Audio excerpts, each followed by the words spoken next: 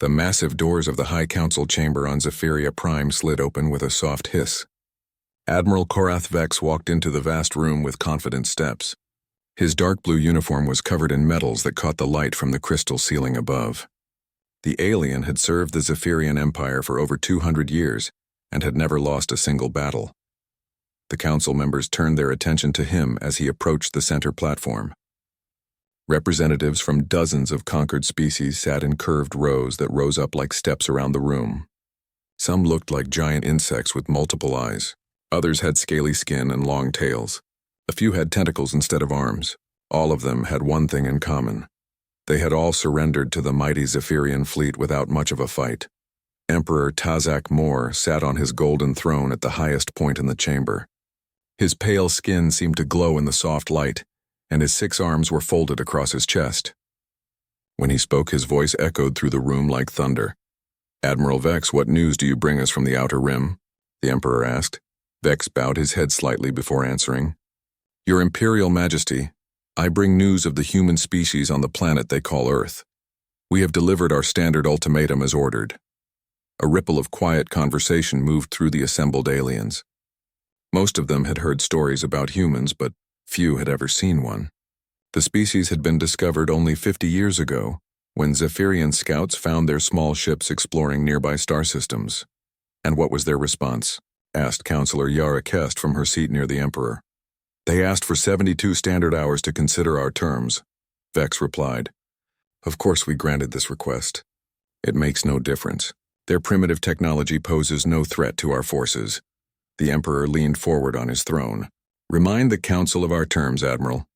Vex cleared his throat and spoke in a loud, clear voice. "The humans must surrender their homeworld immediately. Their military forces will be disbanded. Their population will be relocated to work camps throughout the Empire. Those who resist will be eliminated. This is the same offer we have made to every species we have encountered." Counselor Nex Dorian raised one of his 4 hands.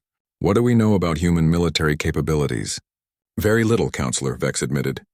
"Our intelligence reports show they have perhaps 300 small vessels. Most appear to be cargo ships or exploration craft. Their largest warships are no bigger than our patrol boats. They use primitive chemical rockets for propulsion and basic projectile weapons for defense." Several council members made sounds that passed for laughter among their species. The idea that such a weak civilization might resist the Empire seemed ridiculous to them. "How many ships will you need for the operation?" the Emperor asked. "I plan to take 200 vessels, including the Eternal Dominion," Vex said proudly.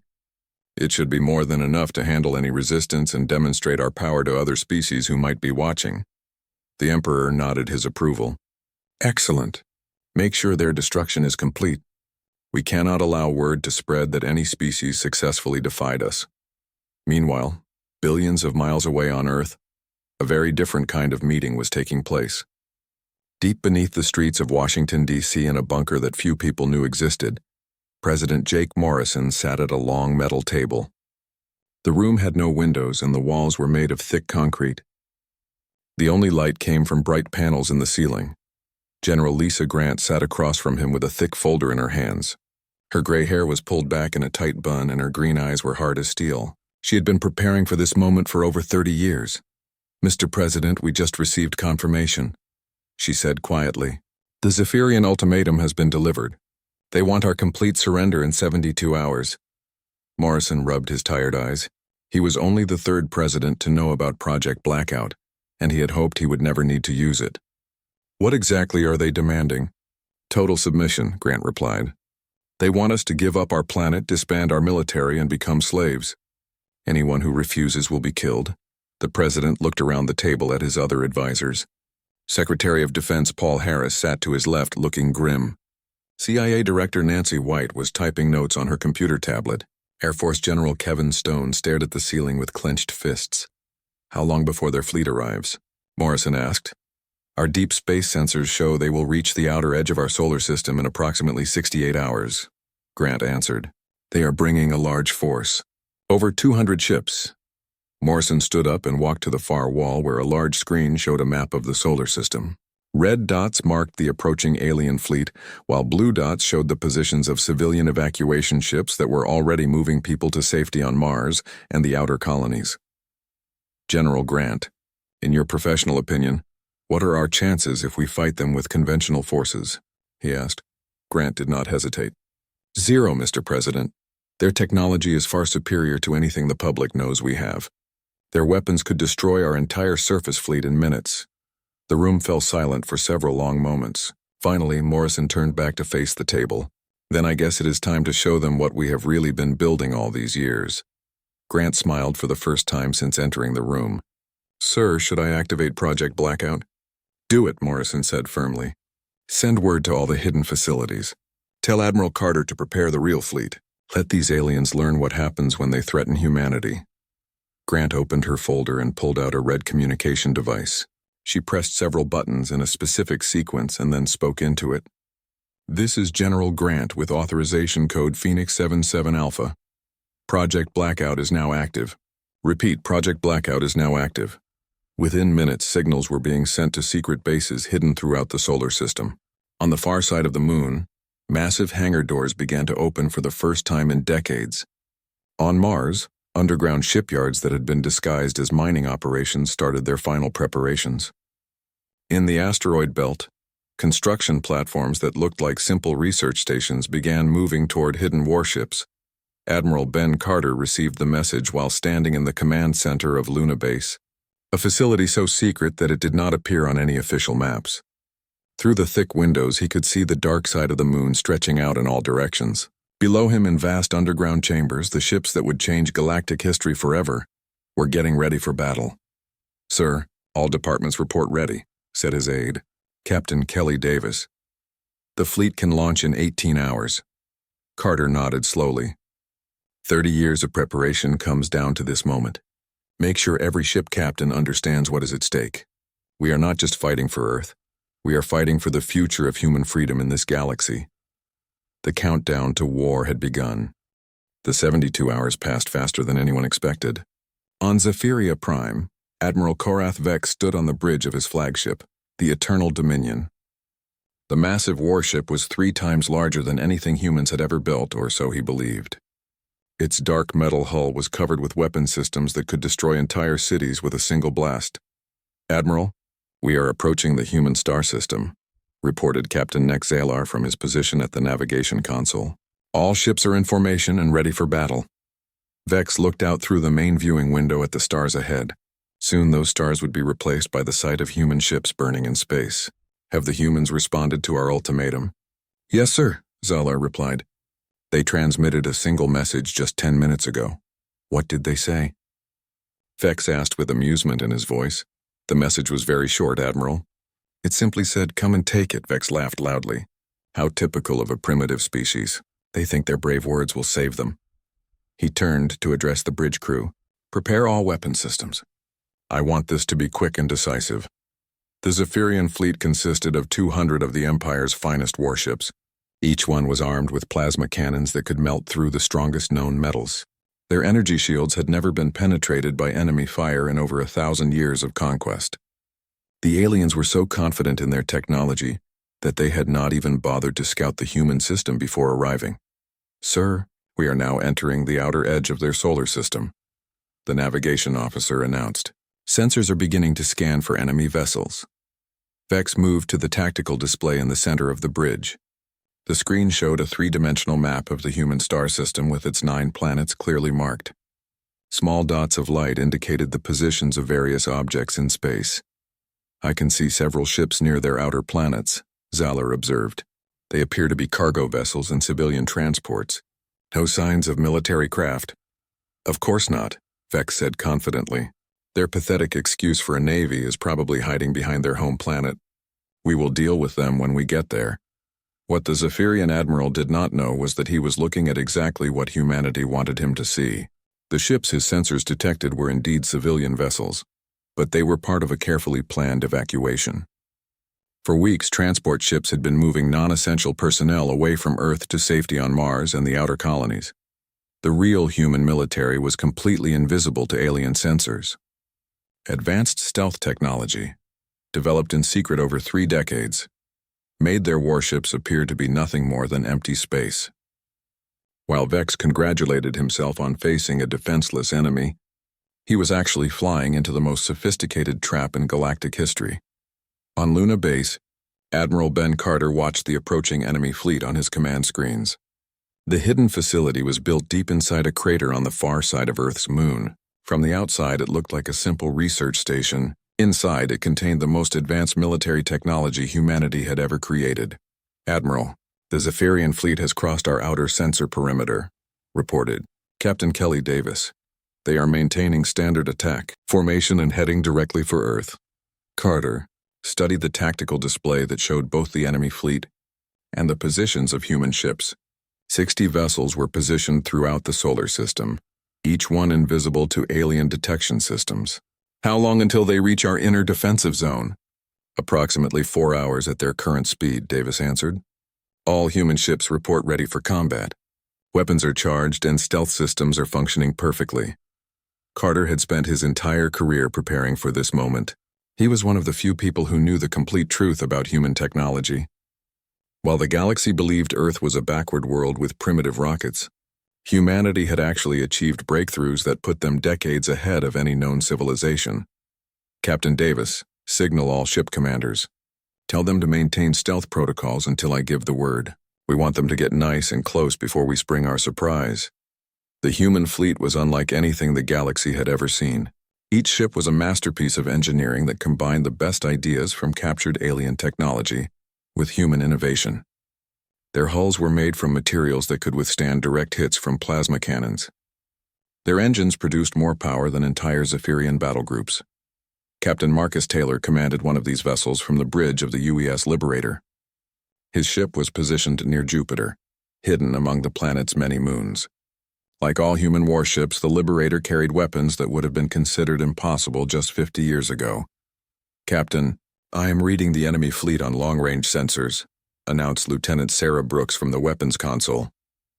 "They have no idea we are here." Taylor nodded grimly. "Good. Let them think they are facing helpless prey. The longer they remain confident, the better our chances of complete success." The human ships were not just hidden from view. They were also completely silent, running on minimal power to avoid detection.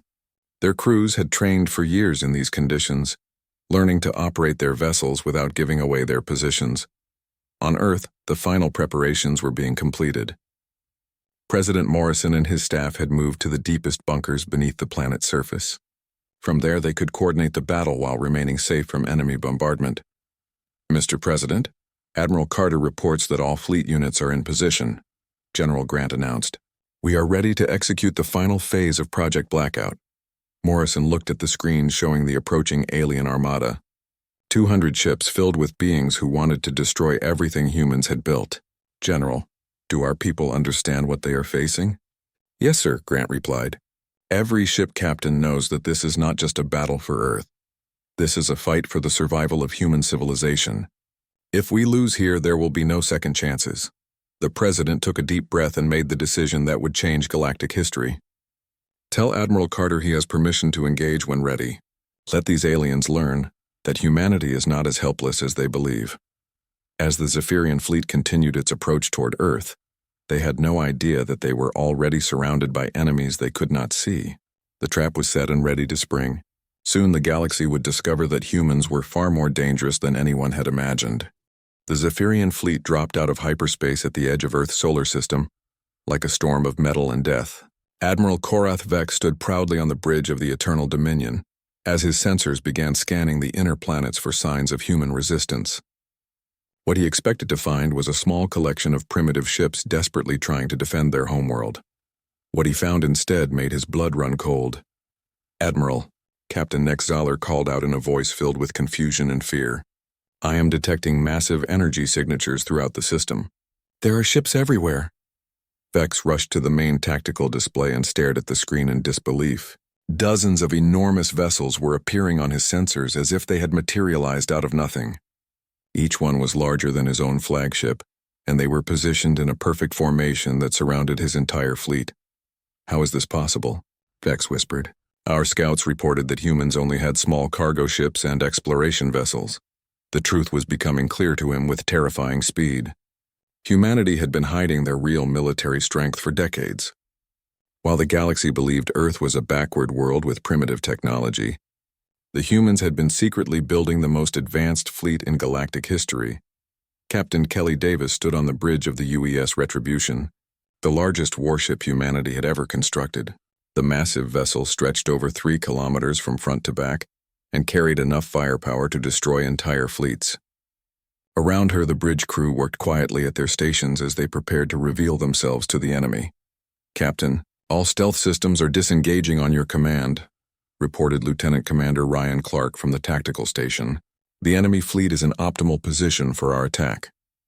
Davis nodded and opened a communication channel that would reach every Zephyrian ship in the system. When she spoke, her voice was calm and steady, but her words carried the promise of destruction. "This is Captain Kelly Davis of the United Earth Fleet.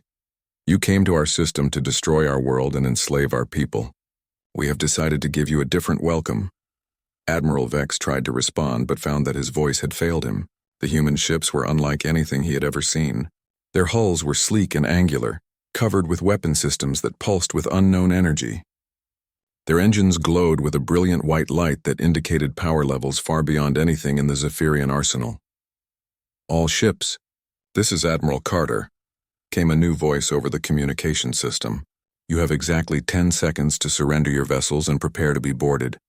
Any ship that attempts to flee or fight will be destroyed." Vex finally found his voice. "This is Admiral Korath Vex of the Zephyrian Empire. You cannot threaten us with your primitive technology. We have conquered 1,000 worlds and destroyed countless species. Your resistance is meaningless." The response came not in words but in action.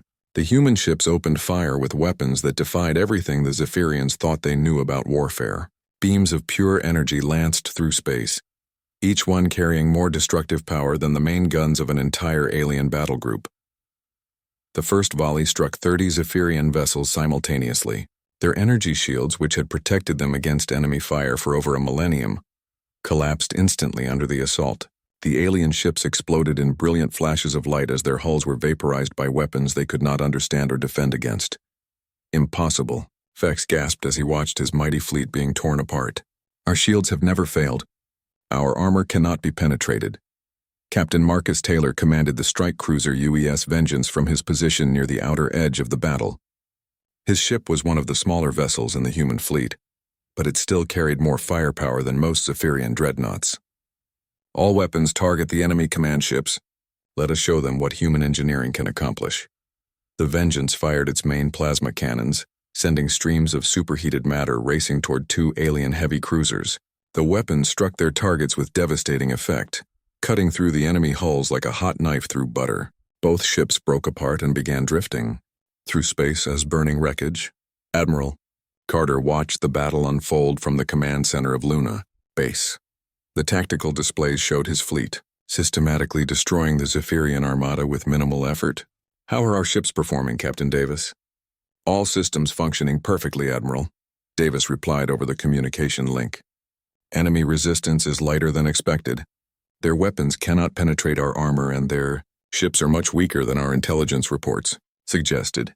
The truth was that humanity had spent 30 years studying captured alien technology and finding ways to defeat it.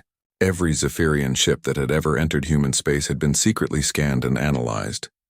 Human scientists had discovered critical weaknesses in alien design and built their fleet specifically to exploit those flaws. Vex realized that his situation was hopeless, but his pride would not let him surrender. "All ships break formation and scatter. Try to escape to hyperspace and warn the Empire." Several dozen Zephyrian vessels attempted to flee the battle, but the human ships moved with impossible speed to intercept them. Their engines produced acceleration that should have been physically impossible, allowing them to catch the fleeing aliens before they could escape. Colonel Ryan Clark, now commanding his own destroyer called the UES Justice, pursued 3 enemy ships that were heading toward the outer system. "This is Colonel Clark to fleeing vessels. Stop your engines and surrender immediately, or you will be destroyed." The alien ships ignored his warning and continued trying to reach hyperspace. Clark sighed and gave the order to his weapons officer. "Target their engines. Disable them, but do not destroy the ships. We want prisoners to question." The Justice fired precisely aimed bursts that crippled the enemy vessels without killing their crews. The Zephyrian ships found themselves drifting helplessly in space. their engines destroyed and their weapons offline. Back at the main battle, Admiral Vex watched in horror as his fleet was reduced to scrap metal around him. Of the 200 ships he had brought to destroy humanity, fewer than 20 remained operational. The humans had accomplished in minutes what should have taken hours of intense fighting. "Admiral, we must surrender," Captain Zaller pleaded. "Our fleet is destroyed and we cannot harm their ships." Vex looked at the tactical display one final time. The human vessels surrounded his remaining ships like predators circling wounded prey. Their weapons were still charging for another attack that would finish what they had started. "Send a message to all surviving ships," Vex said quietly. "Tell them to lower their shields and prepare to surrender. The battle is over." Captain Davis received the surrender message and smiled grimly. "Admiral Carter, the enemy fleet has surrendered. Total human casualties, 0. Total enemy losses, 183 ships destroyed or disabled." Carter nodded with satisfaction. "Excellent work, Captain. Now comes the hard part. We need to send a message to the rest of the galaxy that humanity is not to be underestimated again." News of the disaster at Earth spread across the galaxy faster than light itself. The few surviving Zephyrian ships that had escaped the human trap carried word of their fleet's destruction to every corner of the Empire. Within days, reports reached Zephyria Prime that sent shockwaves through the highest levels of government. Emperor Tazak Mor sat on his golden throne in the emergency council chamber, his 6 arms trembling with rage and disbelief. Before him stood Intelligence Director Jex Noth, a thin alien with gray skin who had served the Empire for over a century. The news he brought was almost impossible to believe. "Repeat your report, Director," the Emperor commanded in a voice that echoed through the chamber like thunder. Noth cleared his throat nervously. "Your Imperial Majesty, Admiral Vex's fleet has been completely destroyed. Of the 200 ships sent to conquer the human homeworld, only 17 escaped. The rest were either destroyed or captured by human forces." Counselor Yara Kest leaned forward in her seat. "How is such a thing possible? Our intelligence report said the humans had primitive technology and only a few dozen small ships." "It appears our intelligence was wrong, Counselor," Noth replied. "The humans were hiding their true military capabilities. Their ships are larger and more advanced than anything we have ever encountered. Our survivors report that human weapons cut through our shields like they were not even there." The Emperor's face grew dark with fury. "Are you telling me that a species we considered primitive has made fools of the mighty Zephyrian Empire?" Before Noth could answer, another alien rushed into the chamber carrying an urgent message. "Your Imperial Majesty, we are receiving reports from across the Empire. Human ships have been spotted in 17 different star systems. They are attacking our military bases and freeing our slave worlds." The news hit the Council like a physical blow. For over 1,000 years, the Zephyrian Empire had been the dominant force in the galaxy. No species had ever dared to challenge their authority or attack their territory. Now a race they had dismissed as harmless was striking at the very heart of their power. Captain Marcus Taylor stood on the bridge of the UES Liberator as his ship approached the Kepler sector. Intelligence reports indicated that the Zephyrians had built a major naval base on the 4th planet of the system, complete with orbital shipyards and defensive platforms. It was exactly the kind of target that humanity needed to destroy. "Captain, we are approaching the enemy installation," reported Lieutenant Sarah Brooks from her position at the tactical console. "Sensors show massive orbital platforms around the planet and at least 50 ships in the shipyards." Taylor studied the enemy base through the main viewing screen. The orbital platforms were enormous structures that bristled with weapons and energy shields. Defensive satellites moved in complex patterns around them, ready to destroy any approaching enemy. It would have taken the old human fleet months to crack such defenses. "All ships prepare for simultaneous attack," Taylor ordered over the communications system. "Remember, we are not just fighting for Earth anymore. Every species they have enslaved is counting on us to free them." The human strike force consisted of 12 vessels, each one capable of destroying entire fleets. They had been traveling through space for weeks, seeking out Zephyrian military targets and eliminating them with ruthless efficiency. This base would be their largest target yet. "Sir, we are detecting massive energy readings from the planetary surface," Brooks announced. "It looks like they are trying to launch their ships before we attack." Taylor smiled grimly. "Too late for that. All ships decloak and engage. Show them what happens when they enslave innocent people." The human warships materialized around the fortress world like avenging angels. Their stealth systems shut down simultaneously, revealing the full scope of their devastating firepower. The Zephyrian defenders had only seconds to react before the attack began. The UES Liberator fired its main weapons at the largest orbital platform. Beams of pure energy struck the alien structure and tore through its shields like paper. Within moments, the platform was breaking apart and falling toward the planet below in burning pieces. Around the system, other human ships were having similar success. The UES Thunder destroyed 3 defensive satellites with a single volley. The UES Lightning crippled 2 enemy cruisers before they could leave their docking bays. The UES Storm reduced an entire shipyard to glowing wreckage in less than 5 minutes. Colonel Ryan Clark commanded the destroyer UES Justice, as it pursued several enemy ships that were trying to escape the system. The Zephyrian vessels were fast but not fast enough to outrun human technology. "Target their engines," Clark ordered his weapons officer. "We want them disabled, not destroyed. Dead aliens cannot tell us about other military bases." The Justice fired precisely aimed bursts that crippled the fleeing ships without killing their crews. Within minutes, the enemy vessels were drifting helplessly in space, their engines destroyed and their weapons offline. On the planet below, the Zephyrian garrison watched in horror as their mighty defenses were swept away. General Kex Doral, the base commander, tried desperately to coordinate a defense, but his communications were being jammed by human technology. "Sir, all orbital platforms have been destroyed," reported his aide, a young officer whose voice shook with fear. "The shipyards are gone and most of our fleet has been eliminated. The humans are demanding our surrender." Doral looked at the tactical display that showed the human ships in orbit above his world. Their weapons were trained on his military installations, ready to reduce them to ash at the first sign of resistance. "How many ships do they have?" "Only 12, sir. But each one seems to have the firepower of an entire battle group." The general made the hardest decision of his long military career.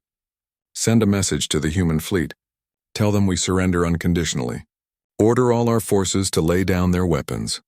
Captain Taylor received the surrender message and nodded with satisfaction. "Excellent. Send word to the planetary surface that we are coming down to liberate their slave populations. Any Zephyrian who interferes will be eliminated." The human Marines, who landed on the planet, found thousands of beings from dozens of different species who had been forced to work in the Empire's factories and mines. When they learned that their oppressors had been defeated, many of them wept with joy. An elderly alien who looked like a walking tree approached Captain Taylor as he supervised the liberation efforts. "Are you really here to free us?" The being asked in broken galactic common. Taylor placed a gentle hand on the alien's bark-like shoulder. "Yes, friend. The Zephyrian Empire will never enslave your people again. Humanity stands with all free beings in this galaxy." As the human fleet prepared to leave for their next target, they left behind something the galaxy had not seen in 1,000 years. A world freed from tyranny and oppression. Word of their victory would spread to every corner of space, inspiring hope in the hearts of billions of enslaved beings. The hunt for Zephyrian military targets was just beginning, and humanity was determined to see it through to the end. 6 months after the failed attack on Earth, the Zephyrian Empire was dying. What had once been the most powerful force in the galaxy was now a shadow of its former self. Human fleets had struck at military bases across hundreds of star systems, freeing enslaved worlds and destroying the infrastructure that kept the Empire running. Admiral Ben Carter stood on the bridge of the UES Retribution as it approached the most important target of all. Zephyria Prime itself. Around his flagship, the largest fleet in galactic history had assembled. Hundreds of ships filled the space around him, representing not just humanity but every species that had suffered under alien oppression. "Admiral, we are receiving signals from ships throughout the fleet," reported Captain Kelly Davis from her position at the communications console. "The liberated worlds have sent their own vessels to join our final assault." Carter looked through the main viewing window at the incredible sight before him. Ships of every size and design imaginable moved in perfect formation toward their target. Some were sleek human warships with their distinctive angular hulls. Others were the rebuilt vessels of species that had been freed from slavery, their crews eager for revenge against their former masters. "How many ships do we have in total?" Carter asked. "Over 800 vessels, sir," Davis replied. "The largest military force ever assembled in known history. The fleet represented something new in galactic politics. For the first time in 1,000 years, the enslaved peoples of the galaxy had united under a single banner. Humanity had not conquered these species or forced them to fight. Instead, the liberated worlds had volunteered their ships and crews for the final battle against tyranny. On Zephyria Prime, Emperor Tazak Mor sat in his throne room, watching reports of the approaching human armada. The massive chamber that had once been filled with the representatives of conquered worlds was now nearly empty. Most of the alien delegates had fled back to their homeworlds when news of human victories began reaching the capital. "Your Imperial Majesty, the human fleet will arrive in less than 4 hours," reported Intelligence Director Jex Noth, his voice trembling with fear. "Our defensive forces are outnumbered 10 to 1. The Emperor's 6 arms clenched into fists as he contemplated the end of everything he had built. How did this happen? How did a primitive species destroy an empire that lasted for a millennium? "We underestimated them, Your Majesty," Noth replied quietly. "While we believed they were weak and defenseless, they were secretly building the most advanced military force in galactic history. They used our own arrogance against us." Emperor Mor stood up from his throne and walked to the massive windows that looked out over his capital city. Below him, millions of Zephyrians went about their daily lives, unaware that their empire was about to fall forever. "Prepare a message to the human fleet. I will offer terms of surrender." The communication reached Admiral Carter just as his fleet entered the outer edge of the Zephyrian home system. The Emperor's image appeared on the main screen of every human ship. His once proud bearing reduced to desperate pleading. "Admiral Carter, this is Emperor Tazak Mor of the Zephyrian Empire," the alien leader began. "I propose terms of immediate surrender. Our forces will withdraw from all human space and pay reparations for any damage we have caused. In return, you will spare our homeworld from destruction." Carter's response was immediate and final. "Emperor Mor, your empire has had 1,000 years to show mercy to the species you conquered. They received none. You attacked our homeworld with the intent of committing genocide against the human race. There will be no terms and there will be no mercy." The transmission ended and Carter turned to address his bridge crew. "All ships prepare for final assault. Target only military installations and government buildings. Civilian areas are to be avoided at all costs." The human fleet moved into attack formation as they approached Zephyria Prime. The planet was protected by massive orbital defense, platforms and energy shields that had never been breached by enemy forces. Hundreds of Zephyrian warships waited in defensive positions, ready to make their last stand. Captain Marcus Taylor commanded the UES Liberator as it led the first wave of attackers toward the enemy defenses. His ship had fought in dozens of battles during the campaign and bore the scars of combat with pride. "All weapons target the orbital platforms. Show them what human engineering can accomplish." The battle for Zephyria Prime began with a display of firepower that lit up the entire star system. Human plasma cannons sent streams of superheated matter racing toward their targets, while missile swarms streaked through space like deadly fireworks. The Zephyrian defenses, mighty as they were, crumbled under the assault like sandcastles before a tidal wave.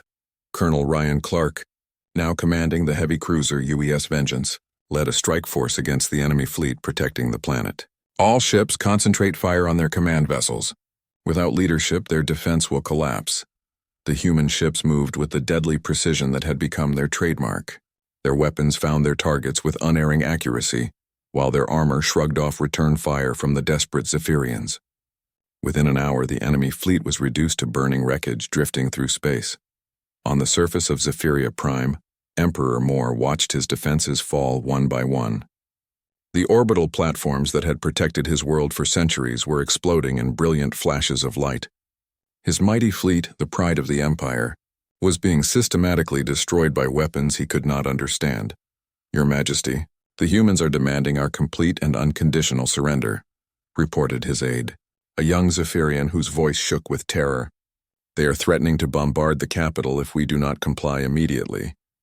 Mor knew that further resistance was hopeless. His military was broken and his empire was finished. "Send a message to all Zephyrian forces throughout the galaxy. Tell them to lay down their weapons and surrender to human forces. The war is over." The surrender of Zephyria Prime marked the end of the greatest empire in galactic history. As human marines landed in the capital city to accept the formal surrender, billions of enslaved beings across the galaxy celebrated their freedom. Admiral Carter stood in the throne room of the Imperial Palace as Emperor Moore signed the documents that officially ended the war. Your empire claimed to bring order to the galaxy through conquest and slavery. Humanity will show the galaxy a different way. What will you do with us? Moore asked quietly, his once mighty voice reduced to a whisper. The liberated worlds will decide your fate, Carter replied. Humanity does not seek to become the new galactic empire. We fight only to protect the innocent and defend the free. As the human fleet prepared to return home, they left behind a galaxy forever changed. The age of empires built on conquest and slavery was over. In its place, a new alliance of free worlds would rise, with humanity serving not as rulers but as protectors of liberty and justice. The message was clear to any future tyrants who might threaten the innocent. Humanity was watching, and they would never allow another empire to rise through oppression and fear. The galaxy was free, and it would remain so as long as humans drew breath.